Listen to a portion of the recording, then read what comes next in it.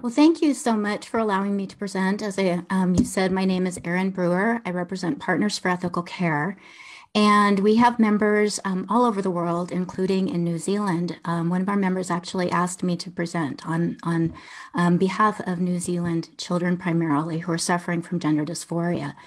One of the things that I want to address is there's a lot of confusion right now about conversion therapy and what that term is. Conversion therapy is a politicized term. It's an umbrella term. And a lot of people, when they hear it, they think about shock therapy. They think about abuse. They think about praying away the gay. That's what is thought of when people talk about conversion therapy. Unfortunately, legislative efforts around the world are actually eliminating talk therapy that can help children resolve gender dysphoria, difficult feelings that are caused as a result of gender dysphoria. And so I want to make it clear that the reason that this is a contentious issue isn't because Partners for Ethical Care supports in any way abusing children, praying away the gay, praying away a transgender identity, or shock therapy. Those are all heinous approaches to a very difficult situation for children.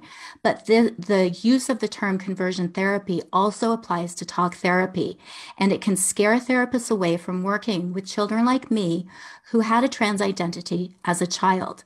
And I want to just outline for you what the treatment options are for children who are not allowed to pursue treatment through talk therapy. So a child like me who suffered from gender dysphoria, who has a trans identity, instead of being allowed to pursue treatment to identify the underlying causes of that transgender identity, now gets put on puberty blockers, which basically retard their growth and development. Then they're put on cross-sex hormones, which permanently sterilize them. Often they're encouraged to get their breasts amputated, and if they're a boy, they're castrated. They're physically castrated if they're not already chemically castrated from the puberty blockers and cross-sex hormones. This is the treatment path available to children like I was, rather than getting help to resolve the underlying issues that cause the gender dysphoria. Oftentimes, one of those underlying issues is a child who has internalized homophobia and is a gay child, or a child who comes from a home that is homophobic. So instead of praying away the gay now, we are transing away the gay, and that is unconscionable.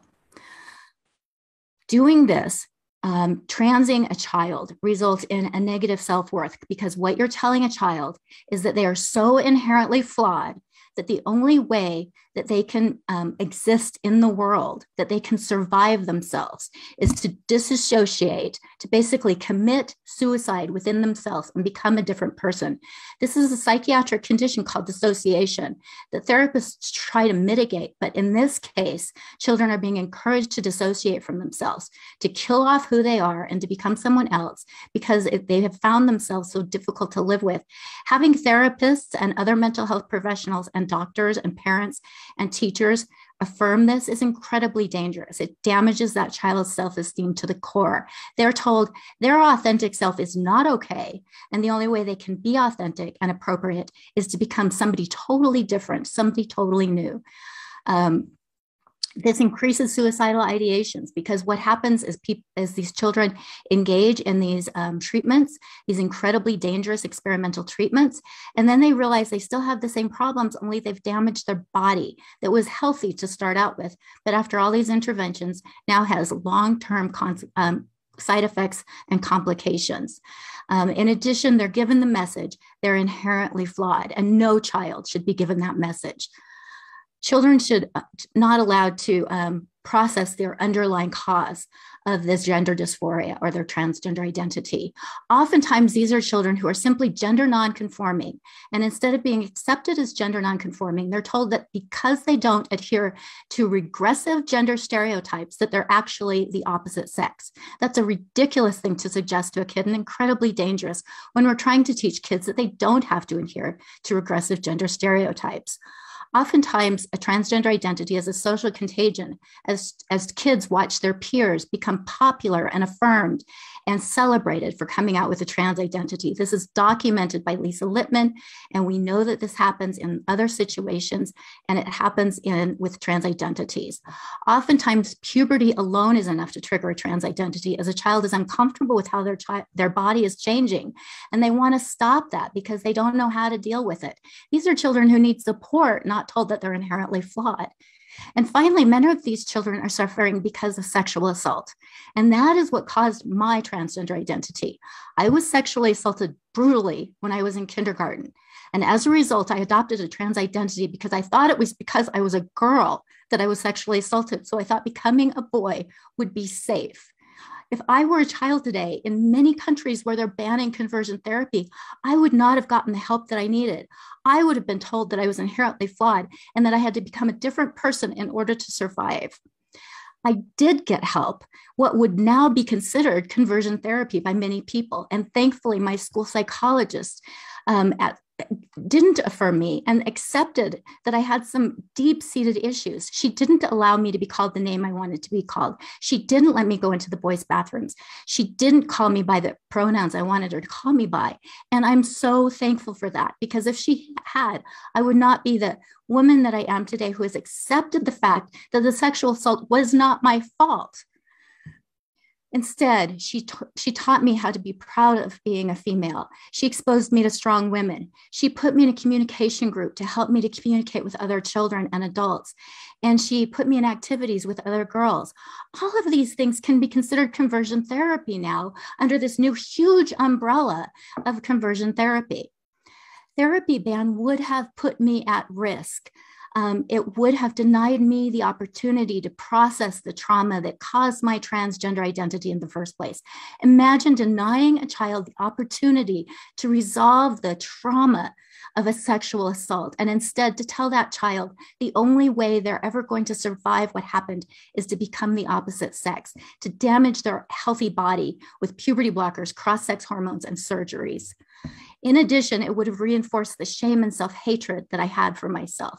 This is horrific. I hear from detransitioner after detransitioner who is filled with betrayal because she had adults in her life that told her that shame and self-hatred that she had was reasonable and that becoming the opposite sex was the only solution.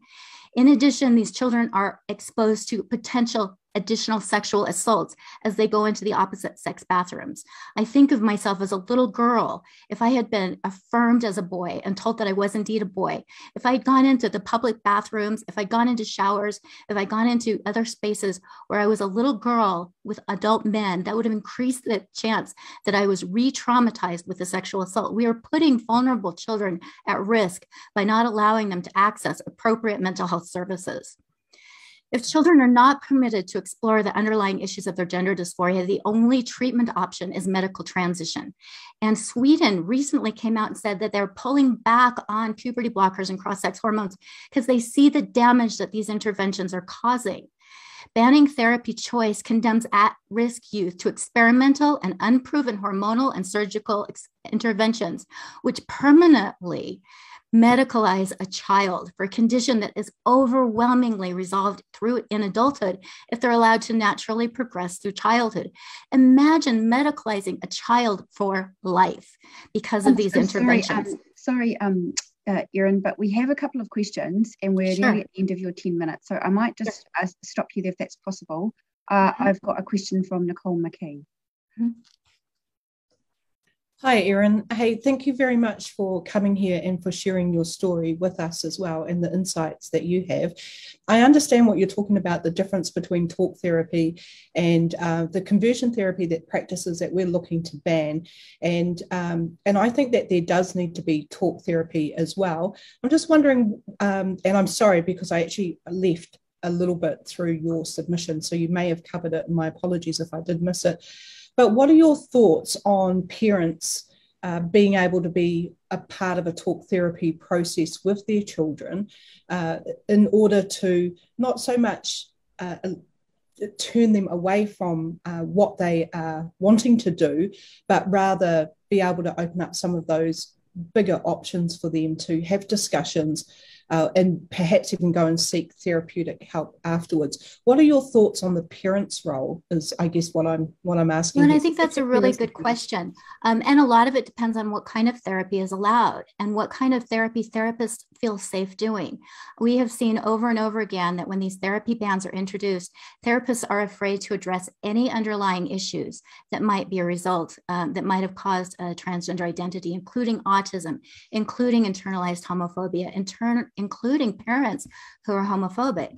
And so if you have a therapist who feels perfectly confident that they're not going to be prosecuted for conversion therapy, and having a parent in there to help understand what these underlying issues are for the gender identity confusion that a child has, I think it's a really good idea to have the parent involved. However, if you enact these laws and therapists feel that they have to affirm that child, and the only option is to try and convert the parents into believing that their child is actually transgender, I think it's incredibly dangerous. I talk to parents every day through my organization who are being pressured by doctors and therapists to accept that their son or daughter that they have is actually the opposite sex, when the parent knows that this child is not born transgender, that something happened, that either the child is autistic and struggling at school, or they've been sexually abused, or they're struggling because of internalized homophobia. And they know that. And so they don't feel like it's at all appropriate to affirm this child. And in a lot of cases, they're being pressured to. They're being told they're transphobic if they don't. They're being told they're bigots. And that's what these kind of therapy bans do when they include gender identity. It's incredibly dangerous for these kids who are struggling with all these issues, especially when we know that over 90% of children who have gender identity issues will outgrow them if they're allowed to naturally progress through childhood. And instead, we're medicalizing them and affirming that and putting them on the pathway towards lifelong medicalization. Thank you very much. I've got one final question from Louisa Wall. Tēnā koe, Erin. Thank you for your submission. And I want to acknowledge the disclosure and the vulnerability you've placed yourself in. I just have a question actually about your credentials, if you don't mind. In New Zealand, we're really clear that health practitioners who are registered and accredited with their professional body will have scope to practice within a scope of practice that their health professional body deems as safe and will do no harm to the patients or the clients they choose to serve. So just for our information, what is your qualification? What is your accreditation and registration? And I'm very interested in the scope of practice that you operate under. Right. I'm actually, I'm not a mental health practitioner. I have a PhD in education. I have been a lifelong educator.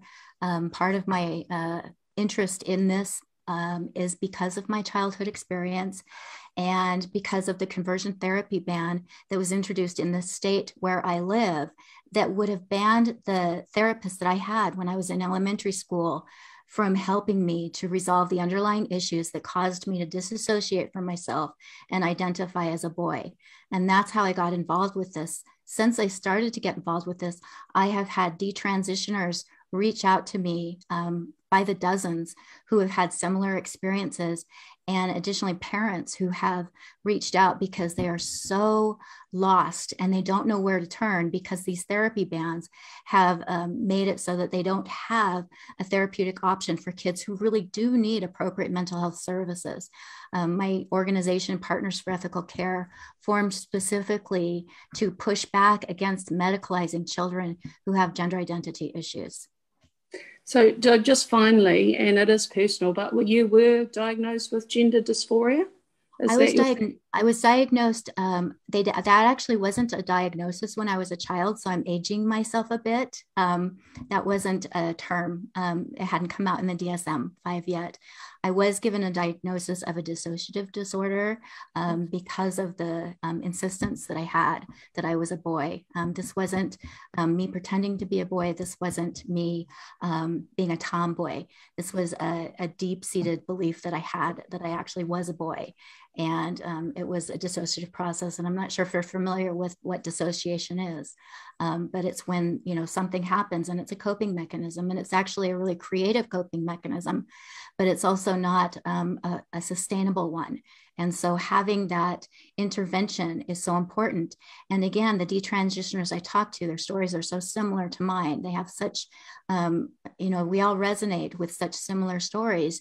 And it's because our dissociation, in my case, my dissociation was not affirmed. And I was given help, and I was allowed to first manage and then resolve my underlying issues with the help of a lot of therapy. The children today are affirmed, and they're told immediately that they are in fact a boy, if they believe they're a boy, if they have that dissociative process going on. They're not being given appropriate mental health services. I'm sorry, we're going to have to pause there. It's because therapists are so afraid to pursue therapy. We've gone way over time. Can I just check whereabouts are you calling in from? I am calling in from Logan, Utah, northern Utah in the United States. In Utah. Well, thank you for joining us. And thank you so much for allowing me the opportunity to share. I hope that you'll consider my concerns. Awesome. Thank you. Thank you. We are running behind, but we've got a break scheduled, which was for 10:40.